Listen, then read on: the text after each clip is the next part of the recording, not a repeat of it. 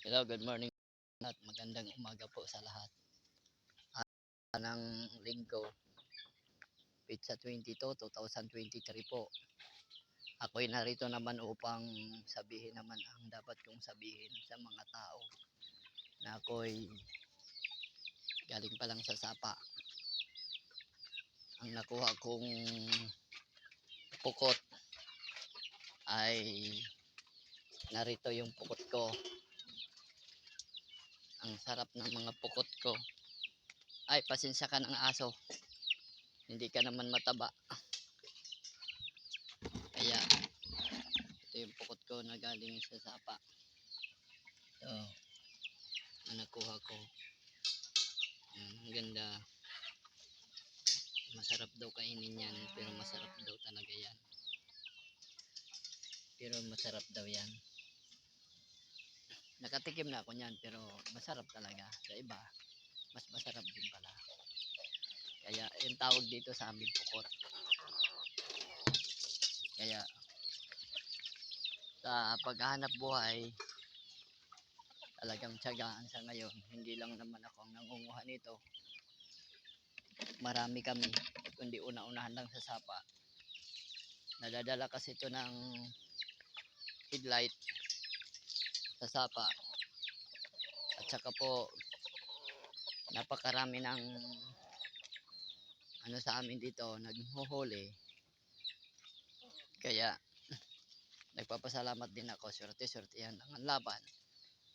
Kahit papano, nabibigyan din ako ng swerte. Di nakakakuha nito ng pukot na tinatawag dito sa amin sa Lalod, Bulusan, Sorsogon. Dito po din ako nakatira. Magti 3 years na kami dito. Dito po nag-adjust ako ng hanap buhay kung ano-ano lang po yung ginagawa ko upang mabuhay yung pamilya ko. Sana ganun din yung iba. Sana diskarte rin tayo, wag na tayo maghintay kasi po sa ngayon talagang mahirap ang buhay. Napakahirap ng buhay at saka isasakripisyo mo talaga pagod at pawis yung puhunan mo para mabuhay ka dito sa bundok. Lalo na sa mga hindi sanay na katulad ko, ang ginagawa ko lang bilang isang vendors kung may mga paninda ng mga inangkatan. Nag-aangkat din ako para mabuhay din ang pamilya ko. Kahit padala-dalawa lang ang tubo kung 2 piso lang o kahit magkano basta mayroong tubo. Pero sa hirap ng buhay, swertihan din ang paglalako. Kasi karamihan po, pangunahing pangangailangan bigas. Pangalawa, ulam na isda kung may isda.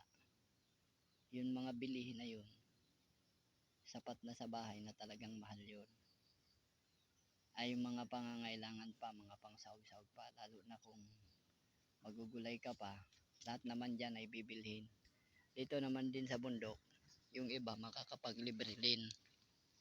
Basta sacrifice at syagaan lang ang ang diskarte mo. May mauulam ka rin dito na sa pamamagitan ng paghanap buhay mo. Kung anong klaseng hanap buhay ang gusto mo, makukuha mo. Basta sa marangal na trabaho. At saka po, pinabati ko pala yung mga magbe-birthday. Happy birthday pala doon sa mga magbe-birthday sa ngayon. At saka yung mga may darating na birthday, advance ko na rin din happy birthday naman uli. Sana po ay pag nasimula natin yung birthday natin na masaya, tapusin na rin natin sa masaya. Kasi tayo lang naman ay nag-i-enjoy sa pagbe-birthday dahil ganap na dumating na yung edad natin na gusto natin. Kaya tapusin na natin yung saya sa nasimulan na masaya. At saka po yung mga nasa biyahe, nasa malayo na nagbabiyahe, ingat-ingat rin tayo dahil linggo rin ngayon. At saka po wag lang natin kalimutan ng Panginoon dahil siya ang nagpangaral sa atin dito sa lupa.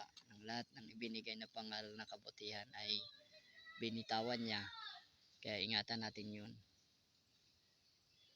Bilang isang magulang, tinutukoy ko lang yung kabutihan para sa sambayanan na katulad kong Pilipinong masang mahirap. Sapat na sa akin ang makapakain sa araw-araw sa pamilya ko. At ang ibang pangangailangan ng mga anak ko kahit mapahuli-huli pa, ayos na sa akin yun. Sana ganun din kayo, mga kaibigan ko, mga kapatid, kakilala, lahat kayo. Kaya hindi naman imposible na hindi mo makuha yung gusto mo kung tiyatsagaan mo at ito'y paninindigan mo sa marangal na trabaho. Kaya sige po, maraming salamat po sa inyong lahat. Thank you very much sa mga nagkikinig at sa mga nanonood ng aking video. Ako ay narito sa Lalod, Bulusan, Sorsogon po. Dito na rin din po kami nakatirang pamilya. Magtitirayos pa lang kami dito po.